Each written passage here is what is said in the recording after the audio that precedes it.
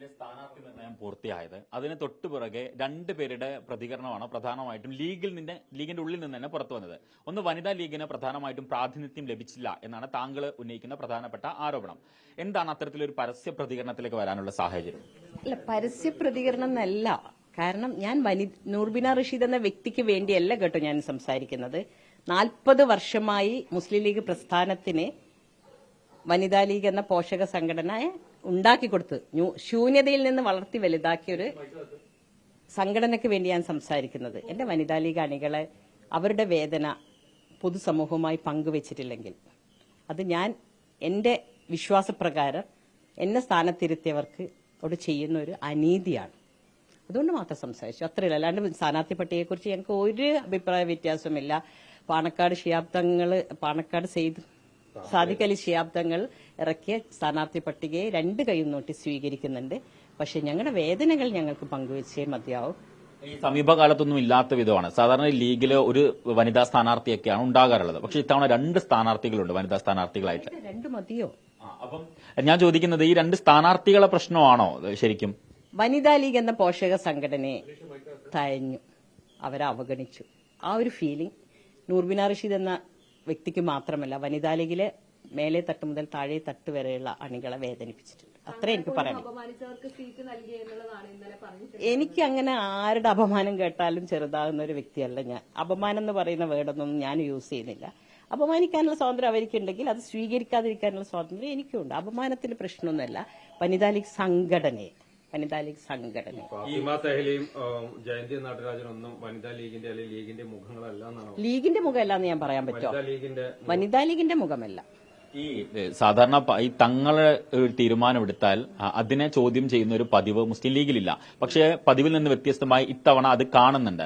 അപ്പം എന്തുകൊണ്ടാണ് അങ്ങനെ ഈ തങ്ങളുടെ ഒരു തീരുമാനത്തിനെതിരെ ചോദ്യം ചെയ്യുന്ന തരത്തിലേക്ക് ആളുകൾ ഒക്കെ കണ്ടറിഞ്ഞതല്ലേ? തങ്ങളെ പരസ്യമായി പ്രസ് മീറ്റ് നടത്തി പരസ്യമായി തങ്ങളെ അധിക്ഷേപിച്ച ഒരു കീഴ്വഴക്കം നമ്മുടെ മുന്നിൽ എല്ലാവരുത്തുണ്ടല്ലോ.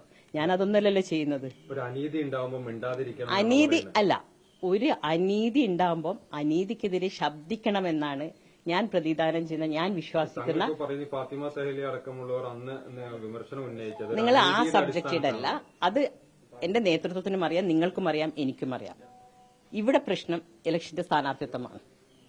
അല്ല, ഇപ്പൊ ഈ തങ്ങളെ ഇത്രയും പരസ്യമായി അപമാനിച്ച അവഹേളിച്ച ആളുകൾക്കൊക്കെ സ്ഥാനം കിടക്കുന്നു എന്നുള്ള ഒരു ആക്ഷേപം ഉണ്ടല്ലോ. കാരണം വെച്ചാൽ അവര് കോർപ്പറേഷനിലേക്ക് മത്സരിക്കുന്നു, അതുപോലെ തന്നെ പിന്നീട് ഇപ്പോ നിയമസഭയിലേക്ക് മത്സരിക്കുന്നു, അത് സീറ്റ് കൊടുക്കുന്നു. അപ്പൊ ഇതിങ്ങനെ പരസ്യമായി പ്രതികരിക്കുന്ന അച്ചടക്ക ലംഘനം ഒന്നും ഒരു വിഷയമല്ല എന്നൊരു സൂചന ഇതിലുണ്ടോ?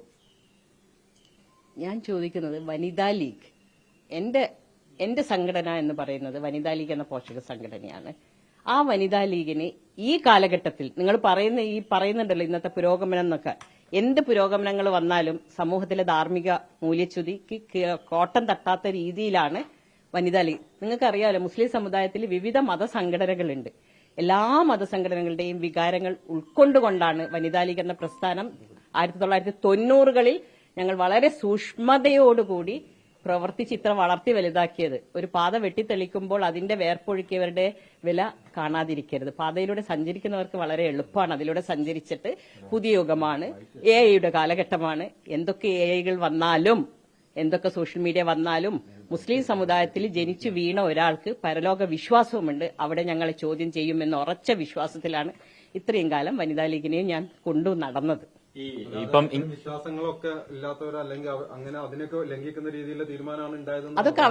അതൊക്കെ അവരവർ തീരുമാനിക്കേണ്ടത്. ഞാൻ എന്റെ വിശ്വാസവും എന്റെ ബോധ്യത്തിൽ നിന്നാണ് ഞാൻ സംസാരിക്കുന്നത്. ഈ പ്രതികരണം വന്നതിന് പിന്നാലെ നേതാക്കൾ ആരെങ്കിലും ഇല്ല എന്നുള്ളൊരു ധ്വനിയാണ് ഇതിൽ നിന്നുണ്ടാവുന്നത്. എന്റെ ബോധ്യം എന്ന് പറയുന്നത് തീരുമാനം വരുന്നതിനേക്കാൾ മുമ്പ് ഞാൻ എന്റെ നേതൃത്വമായി വളരെയധികം പങ്കുവെക്കാറുണ്ടായിരുന്ന ഒരാളാണ് എല്ലാ തീരുമാനവും. ഈ വിഷയം ചർച്ച ചെയ്തിട്ടുണ്ടോ?